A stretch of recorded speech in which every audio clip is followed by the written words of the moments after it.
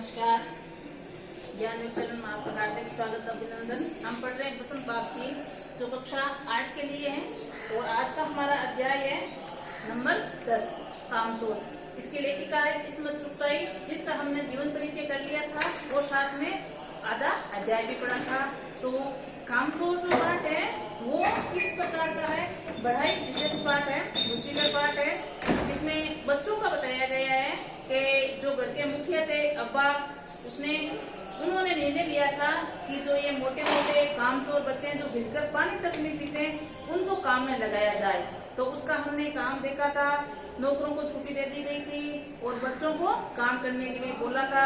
सबसे पहले बच्चों ने काम क्या किया, पानी पीने का। तो इस प्रकार पानी पिया, मटकी सुरैया दोनों को इधर उधर लुढ़का दिया गया और पूरी तरह पानी से भीग गए थे। और उसके बाद में हम उनका देखें तो उन्होंने क्या कहा, आगे आगे शायद फरमान जारी हुआ कि जो काम नहीं करेगा उसको शाम का खाना नहीं मिलेगा। तो सब लगे और उनको काम बता दिए गए थे। जैसे ये घर की आंगन की जो दरी है वो गंदी पड़ी है, घर में कूड़ा करकट पड़ा है, उनको साफ कर लीजिए, पेड़ों को पानी दे दीजिए। तो ये बच्चे एक साथ काम में लगे हैं तो बिना निर्देश के तो वो इस प्रकार का काम करते हैं। जैसे दरी का हमने देखा, पूरे कीचड़ फैला दिया, झाड़ू के पूजे बिखेर दिए और पेड़ों को पानी दिया। तो जो घर के बर्तन थे सारे उनको लेकर बर्तनों से झगड़ने लगे। तो इस प्रकार का हमने देखा। आज हम आगे का वर्णन पढ़ेंगे। इसके बाद में और बच्चों ने क्या क्या कार्य किए और किस प्रकार कार्य करने में उसमें उधरता हुई है। और इसके साथ में हमने मुर्गी वाला देखा था। मुर्गी को अपने निवास स्थान पर डालना चाहते थे लेकिन उनको तरीका नहीं आ रहा था किस प्रकार डाले। तो वो मुर्गी पूरे घर में फैल जाती है और किस प्रकार खीर बनी हुई है, खीर का क्या करती है वो सारी कहानी हमने पढ़ ली थी। आज हम पढ़ रहे हैं आगे का भाग है। आगे का भाग में हम देखें तो यहाँ से शुरू हो रहा है। अब ये जो मुर्गी थी, मुर्गी के बाद में बच्चे क्या करते हैं, भेड़ों की बारी आ जाती है। इधर किसी को सोची कि जो भेड़े आई है उसको हाथों उन्हें भी दाना खिला दिया जाए। मुर्गी का काम तो चल ही रहा था, उतने में भेड़े आ गई जो बाहर चराई के लिए दी हुई थी। तो बच्चों को लगा कि क्यों ना लगे हाथ भेड़ों को भी दाना खिला दिया जाए। देखो भेड़ों को किस प्रकार दाना खिलाया जाता है। दिन भर की भूखी भेड़े दाने का सूप देकर तो जैसे सब झटकी वो भागकर जाना कठिन हो गया। अब एक बच्चे जो भेड़ों के सामने दाना लेकर गए थे तो एक साथ गए थे और भेड़े हैं वो भी भूखी थी। तो झुंड, भेड़ों का झुंड उन पर टूटे पड़ता है। आगे देखो क्या होता है। तो लस्तम हस्तम तख्ते पर चढ़ गई, मतलब अचानक है जहाँ बच्चे गए वहाँ पीछे पीछे भेड़े भी, जैसे बच्चों ने तख्ते पर खड़े रहे ताकि भेड़े न पहुंच पाए तो भेड़े पीछे पीछे उनके तख्ते पर भी चढ़ गई। पर भेड़ चाल मशहूर है, उसकी नजर बस दानों के सूप पर जमी हुई थी।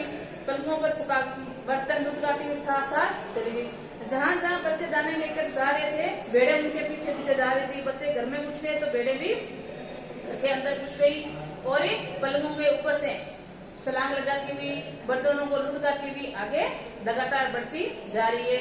देखो घर के अंदर आने के बाद क्या क्या करती है। तख्ते पर बानी दादी का दुपट्टा फैला हुआ था जिस पर गोर की चंपा और सलमा सितारे रखकर बड़ी दीदी मुल्कानी बुआ को कुछ बता रही थी।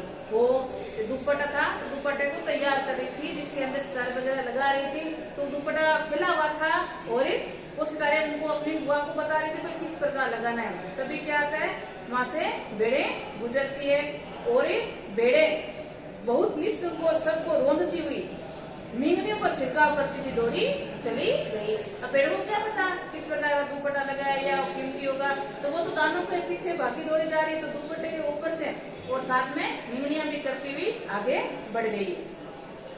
जब तूफान गुजर चुका तो ऐसा लगा जैसे जर्मनी की सेना टैंकों और बम्बारों सहित ऊपर से छापा मारकर गुजरे चली गई हो।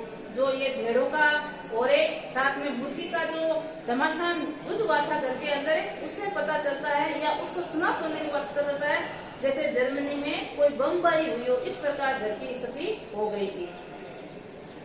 आगे जहाँ जहाँ से सूप गुजरा भेड़े शिकारी कुत्तों की तरह गंध सूंघती हुई हमला करती गई। जिधर से बच्चे उनके दाने लेकर गुजरे भेड़ों के उधर पीछे भेड़े जहां हो गए उनका सुगंध लेती हुई वो पीछे पीछे जा रही है।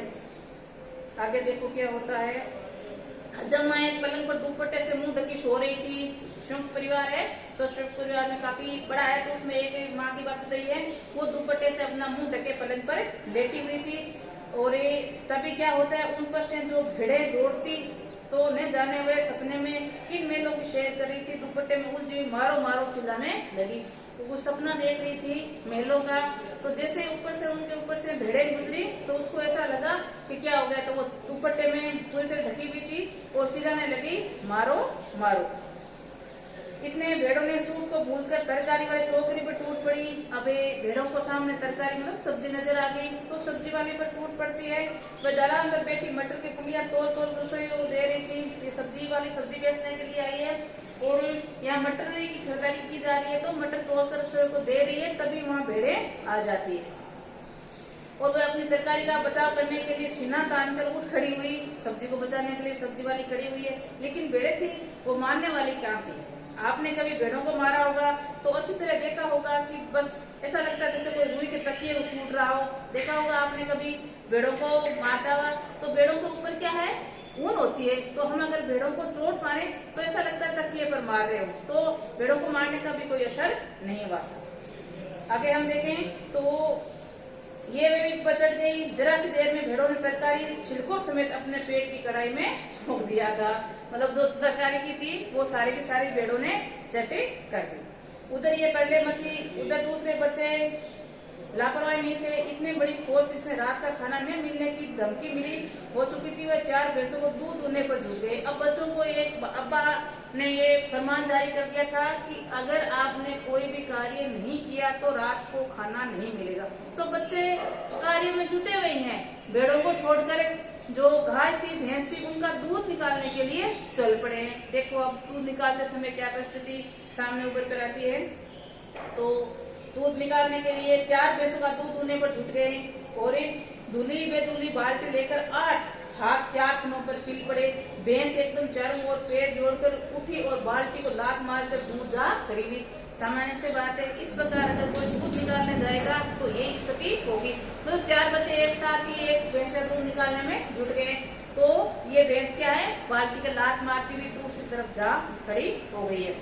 तब आपकी भैंसों को अगाड़ी पिछाड़ी बांध दी जाए। बच्चे भी कम नहीं है, बड़े ही होशियार है। कह रहे हैं कि ऐसे तो दूध देने वाली है नहीं भैंसे, तो आगे के पैर और पीछे के पैर उनको बांध दिए जाए ताकि हम उनका दूध निकाल लें और काबू में लाकर दूध दिया जाए। बस झूले की रस्सी उतारकर भैंस के पैर बांध दिए गए, पिछले 2 पैर जहाबाजी की चारपाई से बांधे और दूसरे 2 पैर की कोशिश जारी थी कि भैंस चौकनी हो गई और छूटकर भागी। तो पहले चाचा जी समझे कि शायद कोई सपना देख रहे हैं। अब ये जो भैंस के पैर बांधे गए हैं, 2 पीछे वाले पैर तो जो चाचा जी सो रहे थे उनकी चारपाई से बांधे और 2 बांधने की कोशिश ही कर रहे थे कि भैंस चौकनी हो गई और वहां से भाग निकली। तो साथ में चाचा जी की खाट लिए जा रही है, चारपाई लिए जा रही है। तो चाचा जी सोए हुए थे, वो सपना देख रहे थे। तो सपने में देखो क्या देखते हैं, वो सोच रहे हैं कि कहीं शेयर कर रहे हैं, हम लोग सवाल कर रहे हैं, लेकिन ऐसा नहीं था क्योंकि वो जो भैंस लिए जा रही थी। सपना देख रहे हैं, फिर चारपाई पानी के ड्रम में टकराई और पानी छलक कर गिरा। तो समझे कि आंधी तूफान में फंसे हैं, साथ में भूचाल भी आया है।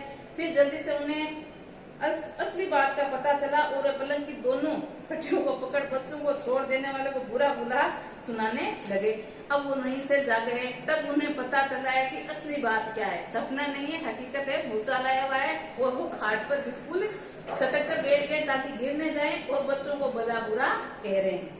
ये बड़ा मजा आ रहा था। भैंस भागी जा रही थी, पीछे पीछे चारपाई उस पर बैठे चाचा जी। अब भैंस वो आगे और एक चारपाई से बंधी हुई थी, इसलिए चारपाई साथ में लेकर जा रही है और चारपाई पर कौन थे, चाचा जी। तो वो कसकर चारपाई को पकड़े हुए हैं। तो बच्चों को बड़ा मजा आ रहा है। ओहो, एक भूल हो गई, यानी बछड़ा तो खोला ही नहीं, इसलिए तत्काल बछड़ा भी खोल दिया गया। बच्चों तो अपना कार्य में लगे हुए हैं पूरे मन से। तो कह रहे वो एक गलती हो गई, बछड़ा नहीं खोला गया। अगर बछड़ा खोल देते तो ऐसी स्थिति होती नहीं। तो बछड़े और खोल दिए गए। तो भैंसों के साथ में वो भी निकल लिए हैं। तीर निशाने में बैठा बछड़े की ममता व्याकुल होकर भैंस के अपने खुरों को ब्रेक मिला और बछड़ा तत्काल जुट गया। धुलने वाले गिलास कटोरे लेकर लपके, क्योंकि बाल्टी तो छपाक से गोबर में जा गिरी थी। बछड़ा फिर बागी हो गया।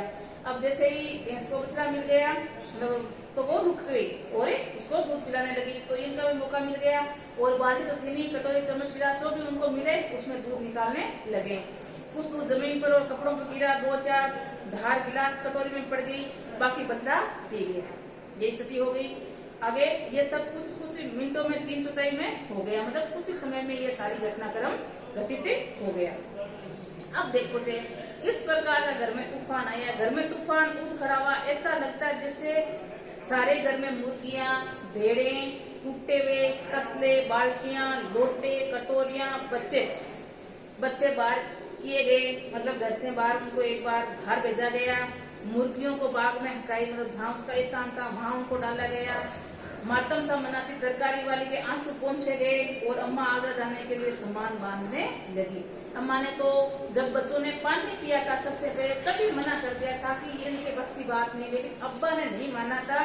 तो अम्मा इनकी शरारतों से परेशान हो गई है, इतने सारे कार्य उन्होंने कर दिए हैं, इन कार्यों से वो परेशान हो गई और अब अपने पियर जाने की धमकी देकर, मतलब उनका पियर आगरा है तो आगरा जाने की धमकी देकर सामान बांधने लग गई। अब देखो आगे क्या होता है। ये तो बच्चा आज कायम कर लो या मुझे रख लो, नहीं तो मैं चली माई के। अम्मा ने चुनौती दे दी। अब अब्बू से अम्मा ने कह दिया या तो इन बच्चों को रख लीजिए आप या मुझे, वरना मैं अपने माई के आगरा जा रही हूँ। इसने फरमान बता दिया है। अब्बा ने सबको कतार में खड़ा करके पूरी बटालियन का कोर्ट मार्शल कर दिया, मतलब सभी बच्चों को एक कतार में सेना की तरह खड़ा किया है। और देखो आदेश क्या दिया है, अगर किसी बच्चे ने घर के किसी चीज को हाथ लगाया तो बस रात का खाना बंद। बिल्कुल विपरीत हो गया है, पहले तो काम नहीं कर रहे थे तब रात का खाना बंद था, और अब क्या फरमान जारी किया गया है, आदेश कि अगर किसी भी बच्चे ने कोई भी घर के कार्य के हाथ लगाया तो उसको रात का खाना नहीं मिलेगा। ये लीजिए, इन्हें किसी करवट शांति नहीं है। हम लोग ने निश्चय कर लिया था कि अब चाहे कुछ भी हो जाए हिलकर पानी भी नहीं पिएंगे। अब बच्चों ने कहा कि काम करे तो भी उगड़ता, नहीं करे तो भी, तो बच्चों ने कसम खा ली है कि अब हम हिलकर पानी भी नहीं पिएंगे। तो ये था आपके कामचोर पाठ। और अब हम इस कामचोर पाठ कहानी के प्रश्न उत्तर देखते हैं। तो पहला क्वेश्चन है आपके, कहानी में मोटे मोटे किस काम के हैं, किन के बारे में और क्यों कहा है। कहानी में मोटे मोटे बच्चों के बारे में कहा है, क्यों कहा है, क्योंकि बच्चे अपना कार्य स्वयं नहीं करते थे, वो नौकरों के हाथों से भी सारा कार्य करवाते थे, यहाँ तक कि पानी भी मिलकर नहीं पीते थे, इसलिए ऐसा कहा गया है। दूसरा आपका क्वेश्चन है, बच्चों के उद्यम मचाने में घर की क्या दुर्दशा हो गई थी। तो पानी से लेकर दूध निकालने तक की जो परिस्थिति है वो सारी इसमें वर्णित है। जैसे सबसे पहले पानी पिया तो मटकी और सुरह को लुढ़का दिया गया, फिर बाद में दरी को साफ किया गया तो पूरी जो धूल थी वो आंखों में जम गई या पूरे घर में फैल गई। और उसके बाद में पानी दिया पेड़ों को, तो पेड़ों को पानी देने पर सारे गिलास चम्मच कटोरे वो बिखेर दिए गए। और उसके बाद में मुर्गियों को हाँकना तो पूरे घर में मुर्गियां फैल गई और एक घर की स्थिति आपने देखी। फिर भेड़ों को दाना दिया तो भेड़ों के दाने से घर में भेड़े ही भेड़े थी। और उसके बाद में भैंस का दूध निकाला गया तो किस प्रकार चाचा जी को सफर करवाया गया। तो ये सारी वर्णित उसमें कहानी आएगी। या तो बच्चा राज कायम कर लो या मुझे रख लो। अम्मा ने कहा, अम्मा ने कब कहा, इसका परिणाम क्या हुआ। जब बच्चों की उदरता हद से ज्यादा बढ़ गई तो अम्मा ने ये निर्णय लिया गया कि या तो बच्चा राज कायम कर लो या मुझे रख लो। और इसका परिणाम क्या रहा, इसका परिणाम अब्बा ने फरमाइश जारी कर दिया गया कि अब कोई भी बच्चा घर के कार्य में हाथ नहीं बटाएगा या बिल्कुल हाथ भी नहीं लगाएगा। अगर ऐसा नहीं किया तो रात का खाना नहीं, ये फरमान जारी कर दिया गया था। अगर क्वेश्चन है, कामचोर कहानी क्या संदेश देती है। कामचोर कहानी हमें ये संदेश देती है कि जो घर के बच्चे उनको कुछ न कुछ छोटा बड़ा काम करवाना चाहिए या सिखाना चाहिए, लेकिन जब बचपन में तभी उनको निर्देश देकर या उनकी सहायता करके या सामने लेकर ये काम करवाना चाहिए ताकि उसको काम की लगन बन जाए, लत बन जाए, ताकि आने वाले समय में इस प्रकार की परिस्थिति नहीं हो जो हमें अभी पाठ में पढ़ी है। तो कामचोर ने बनाकर काम करने का उनको संदेश दिया गया है। आगे आपका क्वेश्चन है, क्या बच्चों ने उचित निर्णय लिया कि अब चाहे कुछ भी हो जाए हिलकर पानी नहीं पिएंगे। बिल्कुल नहीं, बच्चों ने उचित निर्णय नहीं लिया था। बच्चों को अपने स्वयं हल्के फुल्के काम करने चाहिए, ना कि ये निर्णय ले ले कि हिलकर पानी भी नहीं पिएंगे, क्योंकि अपने काम खुद करने पता नहीं कौन सी कब परिस्थिति हो जाए जिसमें काम करने की आवश्यकता महसूस हो। इसलिए प्रत्येक बच्चे को कुछ न कुछ या जो सामान्य से कार्य है वो करने आने चाहिए। तो ये था हमारा कामचोर का बचा हुआ भाग, दूसरा हमने पूर्ण किया, वो साथ में प्रश्न उत्तर। तो आज के लिए इतना ही, नमस्कार।